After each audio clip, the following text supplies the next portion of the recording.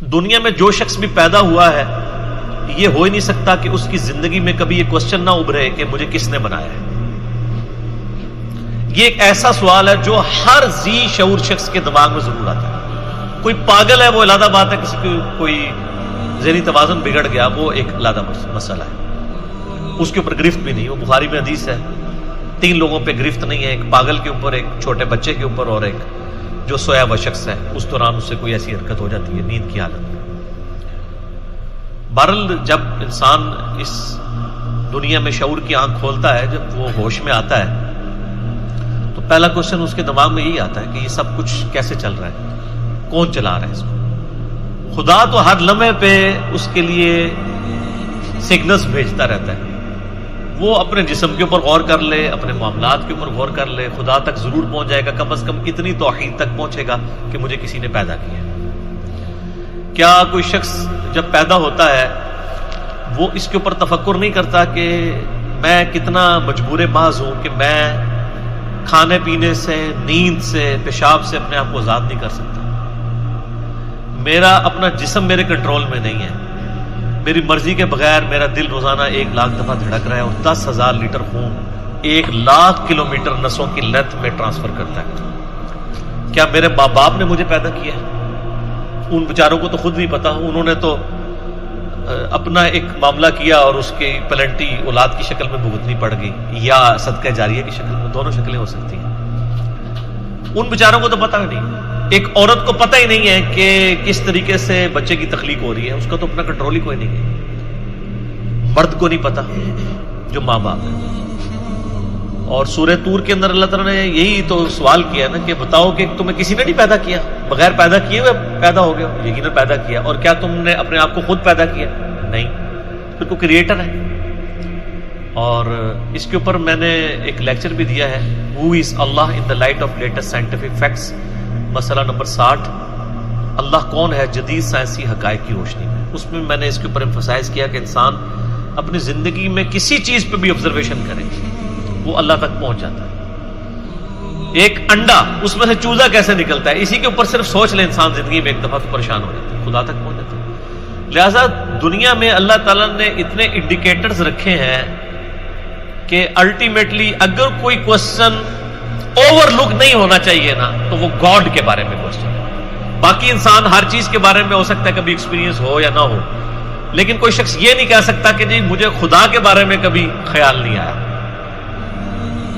انسان جب پیشاب کرنے جاتا ہے تو پریشان ہو جاتا ہے کہ کھانا کھایا، مجھے پتا بھی نہیں ہے اس کھانے کی اسکروٹنگ کیسے ہونی ہے، اس میں سے خون کیسے نکلنا ہے، اس میں سے جو ہے وہ فضلہ بن کے جو فالتو چیزیں وہ کیسے نکلنی ہے اور ایک مینیجیبل فارم میں نکلنی ہے، اور وہ ایک سگنل آنا ہے اور اس سگنل کے اگینسٹ میں نے رسپانس کرنا ہے. میں اپنی مرضی سے اپنا پیشاب بھی نہیں روک سکتا.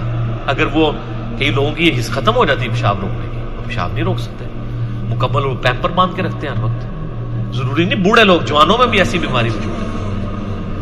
تو الٹیمیٹلی ان ساری چیزوں پہ جب بندہ غور و تفکر کرتا ہے تو خدا تک پہنچ جاتا ہے کہ اس کائنات کو کسی نے بنایا ہے اپنی مرضی سے، اور اس نے اپنی مرضی تو دکھا دی ہے انسان کے اوپر، اور انسان کو ایسا مجبور بنایا ہے کہ انسان اپنی میجورٹی چیزوں کے اوپر کوئی کنٹرول نہیں رکھتا. اپنے جسم کے اوپر کنٹرول نہیں رکھتا، اپنے اعضاء کے اوپر کنٹرول نہیں رکھتا، اپنے سانس کے اوپر. سانس آپ دیکھ لیں 23,000 دفعہ پھیپھڑے سانس لیتے ہیں اور 23,000 دفعہ باہر نکالتے ہیں.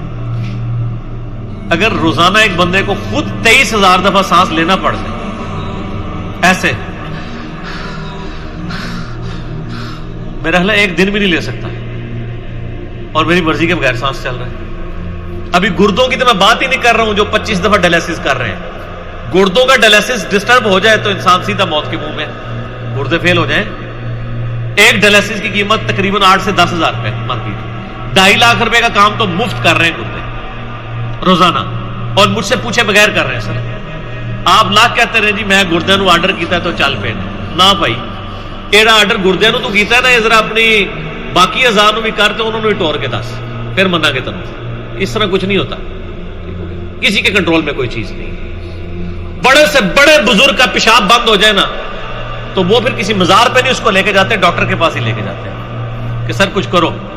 اور ڈاکٹر بھی اس وقت تک کرتے ہیں جب تک معاملات ہوتے ہیں، ورنہ جب ڈائلیسس پہ بندہ چلا جائے تو ڈاکٹر کہتے ہیں کہ آپ ٹرانسپلانٹ پہ جائیں. ٹرانسپلانٹ پہ بھی بعض کا 2-3 دفعہ کراتے ہیں, وہ بھی نہیں کامیاب ہوتا. الٹیمیٹلی میڈیکلی انسان کی ڈیتھ ہو جاتی ہے. انسان اتنا مجبور ہے. آج یورپ اور امریکہ کے اندر سب سے بڑا کوشچن یہ ہے کہ کس نے ہماری مرضی کے بغیر ہمیں اس فیس آف ارتھ پہ, اس پلانٹ کے اوپر پٹ کر دیا ہے, اس کی کیا ڈیمانڈ ہے. یہ یعنی اب تو لوگ ڈسکشنز کرتے ہیں. ایک لڑکا مسلمان ہوا ہے یورپ میں, اس کی ہارڈلی عمر 16-17 سال ہے, لیکن وہاں کے 16-17 سال کے بچے کا انٹلیکچوئل لیول بہت ہوتا ہے. اس کو میٹرک لیول کے اوپر اسائنمنٹ ملی تھی پرپز آف لائف کے اوپر. وہ بندہ مسلمان ہو گیا یار, اور یعنی پرپز آف لائف کے اوپر اس نے جب سرچ کرنی شروع کی, مسلمان کیا ہوا ہے وہ, پھر بلکہ وہ مسلمان ہوا, اس کا جب انٹرویو ہوا اس نے کہا جی اب پہلا رمضان میری زندگی میں آنے والا ہے. تو وہ کافی موٹا تھا نا, تو کہہ رہا تھا مجھے اب پریشانی ہے کہ میں روزے کیسے رکھوں گا, لیکن رکھنے تو ہیں میں نے, میرے لیے دعا کریں. پاکستان انڈیا کے مسلمان جو ہے پیدائشی مسلمان ہیں, وہ کہتے ہیں ہمارے لیے دعا کریں کہ روزہ رکھے بغیر بخشش ہو جائے. وہ لوگ کہتے ہیں نہیں ہمارے لیے دعا کریں, ہم روزہ رکھنا چاہتے ہیں, اللہ تعالیٰ یعنی ہمارے ساتھ کوئی اسپیشل معاملہ کرتا ہے. تو انسان اللہ تک پہنچ جاتا ہے. کئی جو نیو مسلمز ہیں اگر آپ ان کو دیکھیں, ان کی پوری پوری سٹوری سنیں, یہ سگنل ساروں کو آتے ہیں, لیکن جو اللہ تعالیٰ کو سیریس لیتا ہے نا خود, تو پھر اللہ تعالیٰ اس کو ہدایت بھی دیتا ہے. ورنہ سگنل سب کو آ رہے ہیں, کوئی نہیں کہہ سکتا مجھے سگنل نہیں آیا. ایون مسلمان جو ہے ان کی زندگی میں کیا ایسا, نوجوانی میں ایسا لمحہ ہر بندے کی زندگی میں آتا ہے جب وہ سوچتا ہے کہ مجھے کسی نے پیدا کیا, خدا ہے بھی ہے یا نہیں ہے. یہ کوشچن تو ہر بندے کے دماغ میں آتا ہے. الٹیمیٹلی پھر انسان جب تفکر کرتا ہے تو ایک کسی رزلٹ تک پہنچ جاتا ہے. تو آج بھی جو تصور کرے گا وہ پہنچ جائے گا. اس پہ میرا ایک اور لیکچر بھی ہے, ہو کریٹڈ گاڈ, خدا کو کس نے پیدا کیا, اور جدید شیطانی وسوسوں کا تحقیقی جائزہ, مسئلہ نمبر 83 بھی ہے, وہ بھی آپ دیکھ لیں. اور یہ حقیقت بات ہے. ایک اور مسلمان ہوئے ہیں, امریکن یوتھ منسٹر رہے ہیں, وہ تقریباً 20 سال کی عمر میں وہ بندہ مسلمان ہوا ہے. اس وقت وہ یوتھ منسٹر یعنی نوجوانوں کا منسٹر بن چکا ہوا تھا. اس کو 4 زبانوں میں بائبل آتی تھی, جوشوا اس کا نام ہے. آپ یوٹیوب پہ یا گوگل پہ جا کے صرف لکھیں how Bible let me to accept Islam, Bible نے مجھے کس طرح گائیڈ کیا کہ میں اسلام تک پہنچ گیا. وہ بائبل پڑھ کے مسلمان. جزاک اللہ, جزاک اللہ, جزاک اللہ, جزاک اللہ.